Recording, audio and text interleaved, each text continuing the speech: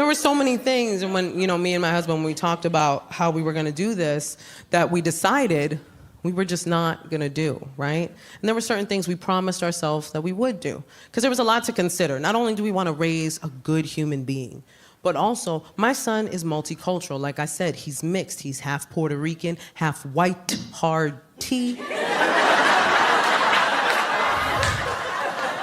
That Midwest white hits different, you know what I'm saying? Like, that's... I know there's white people here, but if my husband walked in, even y'all would be like, that's a white guy. Like, you'd be like... I'm white, but that's unseasoned chicken that just walked through the front door. That is level 10 white. Don't y'all come for my porcelain king.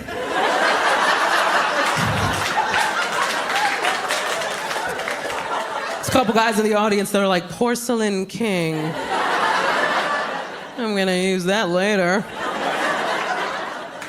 But I had to think about that, man. Like, my son is mixed. Or as I like to say, his DNA's been colonized.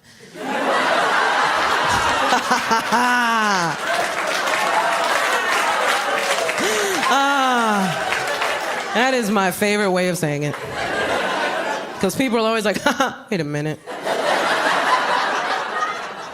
She snuck in history. I have to think about that, though. Honestly, as the mother of a mixed child, I have to think about the fact that a lot of his childhood is going to be me explaining my half of his makeup and the history of those people. And I know he's gonna have questions, because all kids have questions, and I'm petrified. Because I don't know if you've heard the level of questions these children are asking, but these are Jeopardy level questions. And I am, quite honestly, not prepared. I'm just waiting for the day where he's like, what happened to the indigenous people of the Caribbean, Mommy?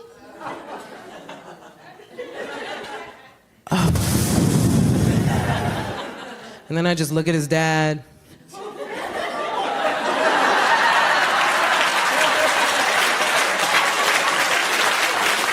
This is your time to shine, sir!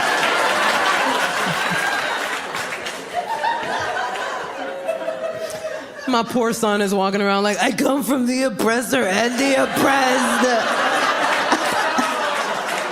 I'm the problem and the solution. Oh. I'm like, that's right, baby. Also, don't take no blankets from daddy's side of the family. If you got that last part,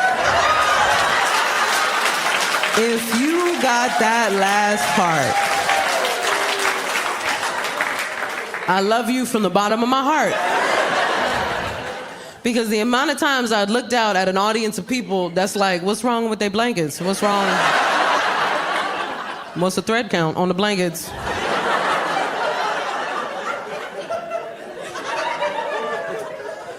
I'm proud of my son. He's doing great. He speaks English and Spanish. And, yeah. Humble brag. And really, look, if you're in the audience and you're Latino, Latina, Latine, Latinx, any of them, and you don't speak Spanish, that is okay. It doesn't make you lesser. It doesn't mean that people should make you feel lesser. I spent a lot of my younger years so judged because I didn't speak Spanish well enough for the people around me that I just stopped altogether and didn't learn till I was older. And here's the thing, I'm also third generation. And if you're third generation, then you know what I'm talking about. By the time I came around, everybody had assimilated already. So English was the norm in our household. When my parents were growing up, it was different. They spoke Spanish only inside the house. But that's because at that time, there was something called a gag law, where Puerto Ricans could not display a Puerto Rican flag or speak or sing any patriotic songs. So it was dangerous to speak Spanish outside of the house. So for me, I didn't speak it in the house, only spoke English, so I learned it from all of my coworkers when I started working. And all of my coworkers were Mexican.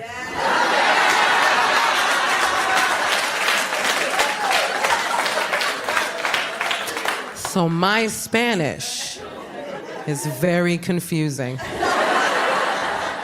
Because I'm a Puerto Rican who speaks Spanish with a Mexican accent.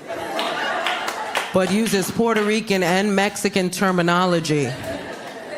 My Spanish sounds like what a ransom note looks like.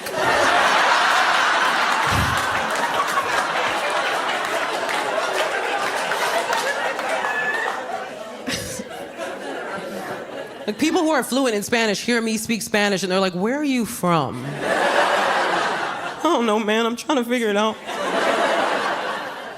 My son does, he speaks Spanish, but he's nervous in Spanish, so he like whispers in Spanish. I know, it's adorable and creepy, huh? Kids do not know the rules of whispering, so they just like do it whenever. I'll be like washing the dishes and behind me I hear, siete.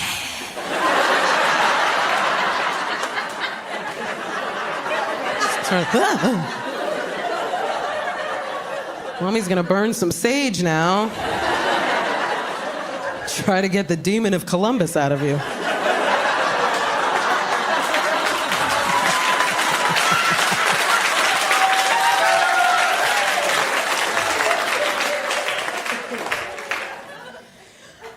I'll tell you what. First of all, we should start with this. I should have started here. I didn't even know I was pregnant. We should have probably started there. I mean, I knew before the delivery date. I didn't show up at the hospital like, my tummy hurts.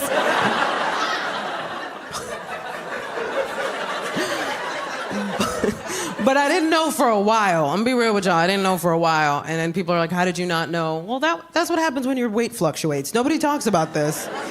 But my weight went up and I was like, oh, I'm fat again. Like, I wasn't mad about it. I was like, who's thick? You thick? Ow. Like, I was like... My thighs got bigger. I was like, I'm about to change some lives. And then I went to a doctor and he was like, nah, that's a person. Like, what's wrong with you? It's a whole baby. I was like, that's a foot? I thought that was gas. That's wild. You sure? Check again. I ate some cheese earlier. You might see a block of brie. That looks like a foot. But it was a whole baby. Freaked out, I'm not gonna lie. But as soon as I saw that first, like, ultrasound, I was sold. That was it. I was sold, man. And I had a great pregnancy. I had no complications, no morning sickness. And all my girlfriends who had kids were like, must be nice. I was like, it was. I can't help it if I'm God's favorite, man. Pick a God, any God. I'm a favorite across the board, man. I thought about it, but I'm also a person that has anxiety. So, like, if you have anxiety, you know you're going to spiral no matter what. And when things go good, you're just waiting for something bad to happen. Anxiety is a terrible trap that we get caught up in. Because here I was having the most beautiful pregnancy, and all I kept thinking was something's going to go wrong. Something's going to go wrong. And sure enough, I thought of something. Because you think hard enough, you're going to create a problem. And right away, I was like, oh, I know what it is. I didn't know I was pregnant for a while, and I'm a weed smoker. And I was like, maybe my baby's a little too relaxed.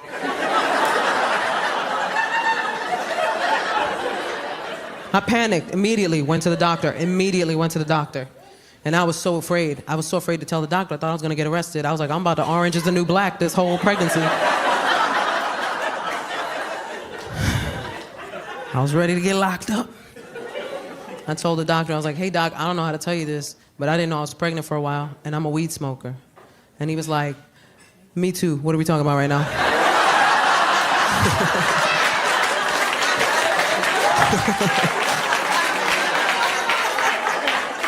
He's like, you got a plug? Sir. We ran a bunch of tests. Everything was fine. Thankfully, everything was fine. Yeah, everything was fine. But that never stops the spiral. The spiral was going to happen whether or not everything was fine. Because I was spiraling. And when you spiral, there is no rationale in it. You know, you have no ability to stop yourself from going to the craziest lengths when you spiral. And I was like, oh my God, I was going crazy. I was like, I'm going to go to push, and the room's going to fill with smoke.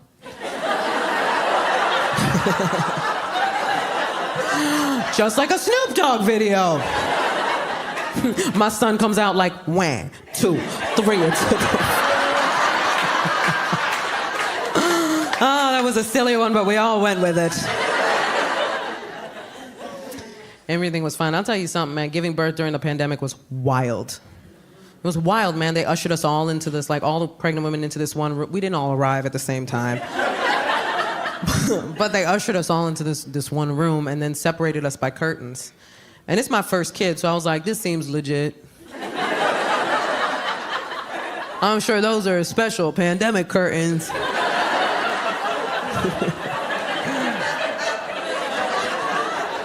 That's the thing, I'm not gonna lie to you. As a Puerto Rican girl from the South Bronx, I didn't think I could bag a white boy from the Midwest. I thought I was too aggressive. Because I don't know how to soft flirt.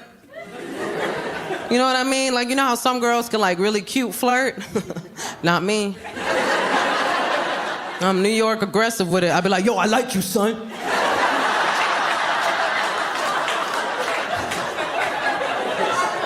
You trying to do this? Hey, yo, you trying to smash?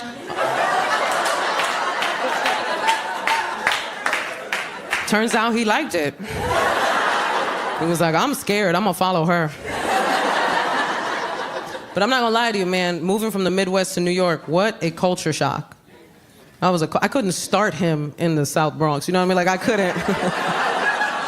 That's not a starter borough, you know what I'm saying? Like, that's...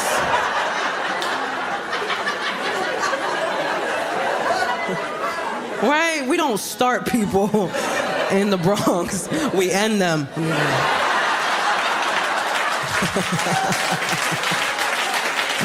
Don't shoot the messenger. Although we do. We shoot the messenger. Nobody getting messages.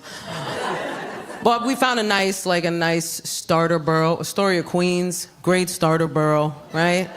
We moved there, man. I showed them all the artisan coffee shops. I was like, look, your people did that.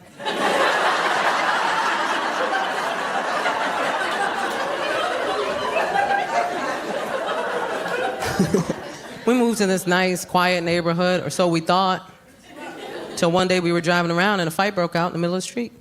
Two grown men started beating the crap out of each other. And my sweet Midwestern husband was like, oh no. I should do something.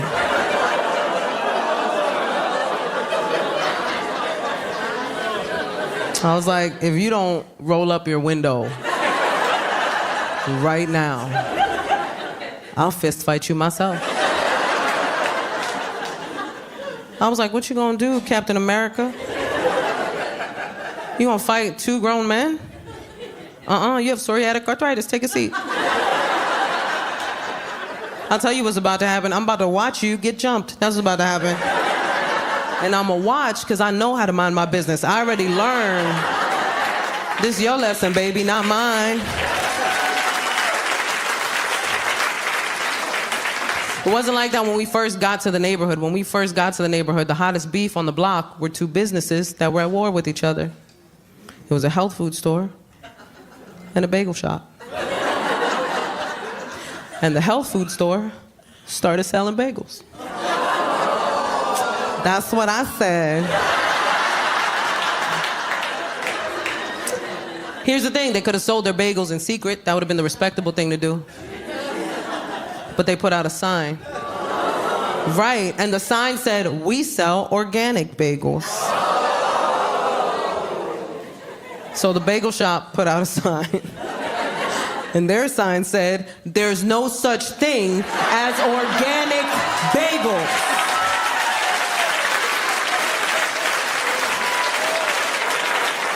I saw that, I was like, the block is hot. It's hot in these streets. My favorite thing is like, people still, no matter how crazy it is in New York, people still want to come to New York. They still want to come. People dream of coming to New York. They always tell me it's my dream of going to New York City. And we know why. New Yorkers, we know why. You want something crazy to happen. You want to see something wild. You want your weird New York story.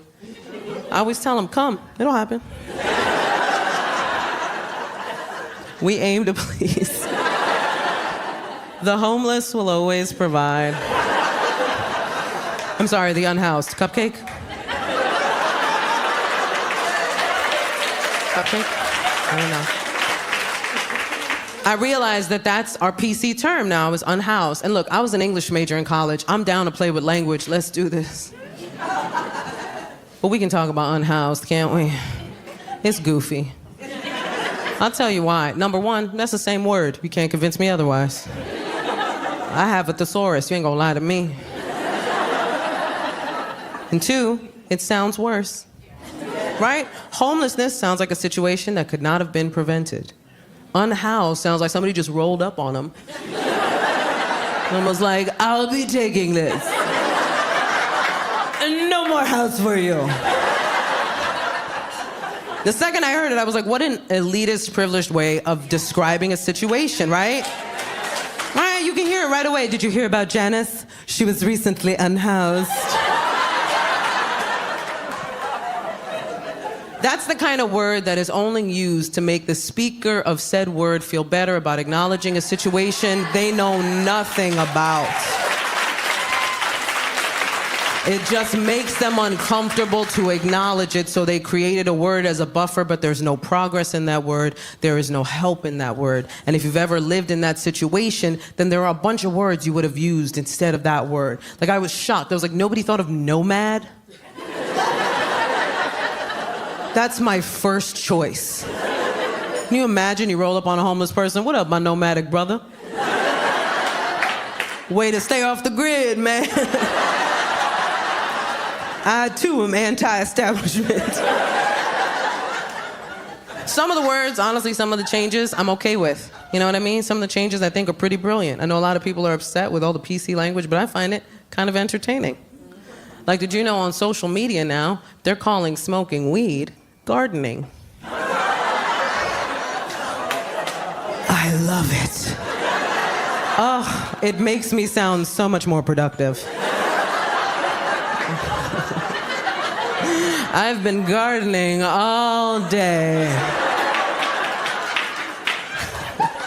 Gardening helps me deal with people.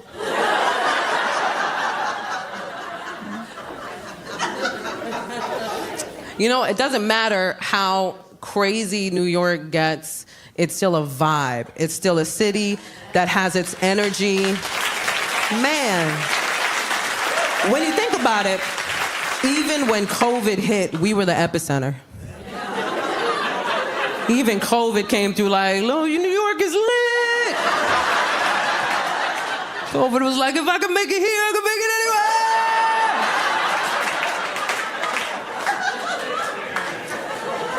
anywhere. Lived its best life. I remember when they released us,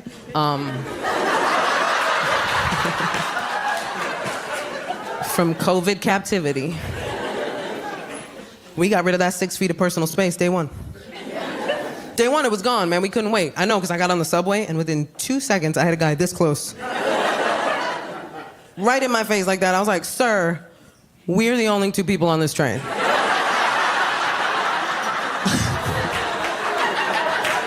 Feel like there's a lot of options you're not taking. But where you trying to go? I thought he was lost for like a second. Maybe he thought I was the map. COVID was like a universal trauma that we all shared. What a crazy time. Everybody's life changed. Things changed for people. I became a mom during the pandemic. I had a baby, which is wild. Thank you, most of you. You know what? I realize I get a different response depending on, like, lifestyle-wise and generationally, like, who's in the crowd. Like, if it's older people or people with kids, they'll be like, woohoo, you made a person. But, like, young, single people, y'all be like...